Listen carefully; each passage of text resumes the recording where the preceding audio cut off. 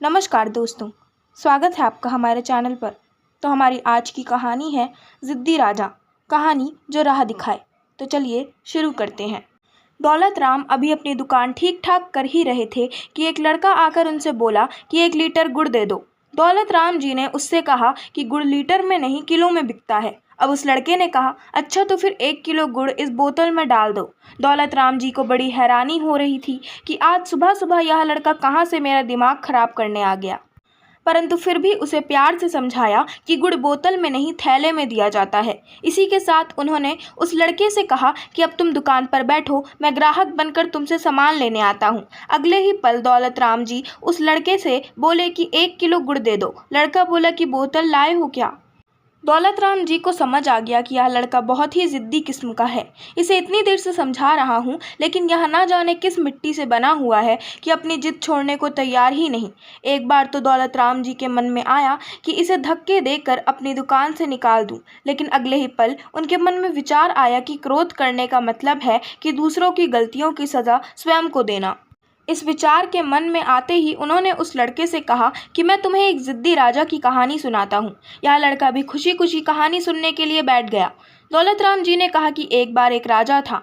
वह बहुत पूजा पाठ करता था। एक दिन भगवान उसकी तपस्या से खुश होकर उससे बोले कि राजन, तुम जो भी मांगना चाहो मांग सकते हो, हम तुम्हारी हर ख्वाहिश पूरी करेंगे।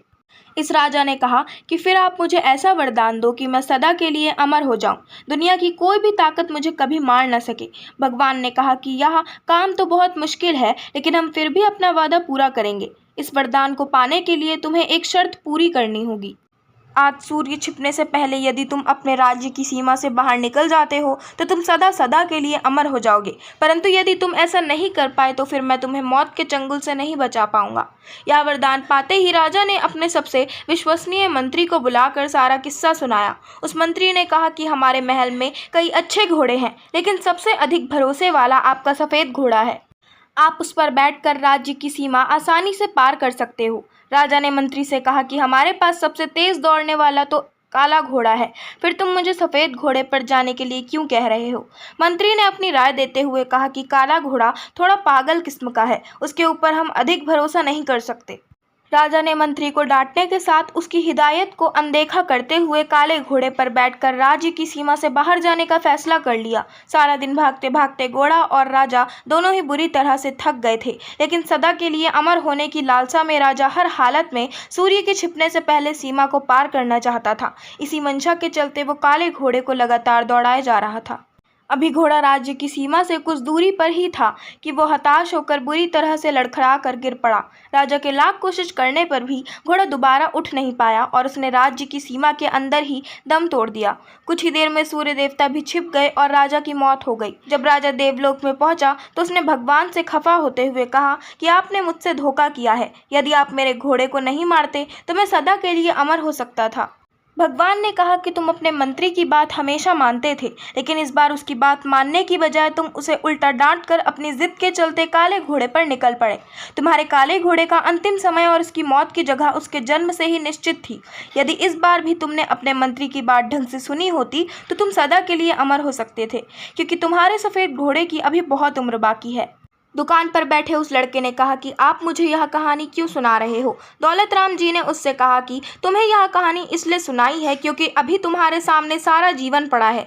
तुम्हारी भी हर बात में जिद की आदत को देखकर मेरे मन में यह विचार आया कि तुम तो अभी कच्ची मिट्टी की तरह हो, जिस भी सांचे में ढाले जाओगे ढल जाओगे।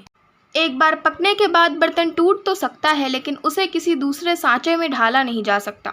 लड़के को भी यह बात समझ आई तो उसने हाथ जोड़कर कहा कि आप तो मेरे गुरु समान हो, आज से मैं वही सब कुछ करूंगा जो आप सिखाएंगे। दौलत राम जी ने कहा कि फिर आज से यह वादा करो कि कभी भी जिद और गुस्सा नहीं करोगे, क्योंकि जिद और गुस्से में क्रोधित व्यक्ति अपना मुंह तो खोल लेता है परंतु उसकी आंखें बंद हो जाती हैं। कोई भी व्यक्ति जिस तरह उबलते पानी में अपना प्रतिबिंब नहीं देख सकता, इसी तरह गुस्से में कभी भी कोई ज्ञान ध्यान की बात को नहीं समझ पाता। इसलिए कोई भी अंतिम निर्णय लेने से पहले हमें सदा उसका शांत मन से विश्लेषण कर लेना चाहिए। कई बार हमारे जीवन में ऐसे पल आते हैं जब किसी विषय या वस्तु पर हमारा नज़रिया दूसरों से अलग होता है। मतभेद कभी भी किसी से भी हो सकते हैं, परंतु हमें सदा मतभेद का सम्मान करना चाहिए। बल्कि ऐसे में परेशान होने की बजाय हमें अपने विचार साहसपूर्ण तरीके से रखने चाहिए। एक नेक विचार किसी का भी जीवन बदल सकता है, बशर्ते कि उस पर पूरी तौर से अमल किया जाए। दौलत राम जी के विचारों पर गौर करने के बाद जॉली अंकल अपनी हर जिद छोड़ने के साथ हर किसी से यही कहना चाहते हैं कि जिंदगी के वो पल मुश्किल नहीं होते जब दूसरे आपको नहीं समझ पाते। सबसे मुश्किल पल वह होते हैं जब अपनी जिद के चलते खुद को नहीं समझ पाते। कामयाबी का सफ़र कभी आसान नहीं होता। आशा करती हूँ आपको हमारी आज की कहानी ज़िद्दी राजा पसंद आई होगी। अगर आपको हमारी आज की कहानी पसंद आई हो तो हमारे चैनल को सब्सक्राइब करें, वीडियो को लाइक करें और बेल आइकन दबाना ना भूलें। धन्यवाद।